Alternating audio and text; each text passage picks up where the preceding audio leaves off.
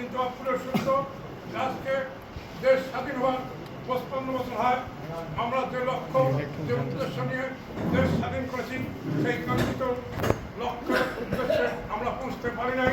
আপনারা জানেন সেই সময় তথাকথিত জাতির পিতা শেখ মুজিবুর রহমান বঙ্গবন্ধু তিনি নিজে পাকিস্তানের প্রধানমন্ত্রী হওয়ার জন্য উনি যখন ভুট্টো এরিয়া আমাদের বাংলাদেশে এসেছিলেন, উনি 24 মাস পর্যন্ত বলছিলেন আলোচনা অগ্রগতি হচ্ছে।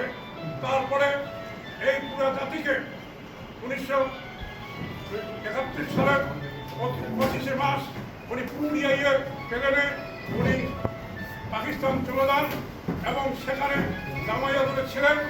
আমরা সুরাজপুরে আমরা 1971 সালের জানুয়ারি মাসে তার কাছে অস্ত্র সমর্পণ করেছিলাম। কিন্তু শেখ মুজিব আমি ব্যক্তিগতভাবে যখন কলেজে পড়তাম আমি দেখেছি উনি একটা শ্যামলা লোক ছিল, যারা 55 বছর মুক্তিযোদ্ধার নাম ভেঙে লক্ষ লক্ষ কোটি কোটি টাকা কামাই করেছে, বাড়ি করেছে, যারা কোনোদিন বিড়ি পাইত না এখন পেনশন সিগারেট খাচ্ছে, যারা সাইকেলে চড়তে পারত না তারা আজকে কারে করে যাচ্ছে, প্লেনে যাওয়া আসা করতেছে। এই টাকাগুলো কোথায় পায়?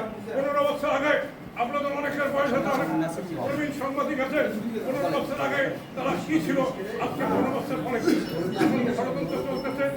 অনেক ভুয়া মুক্তিযোদ্ধা, এই যে আমাদের এখানে ফিরুজুর রহমান নান্নু একজন মুক্তিযোদ্ধা, কিন্তু অর্থের কাছে স্বাস্থ্যের কাছে সে নিজের সম্মান জলাঞ্জলি দিয়ে সে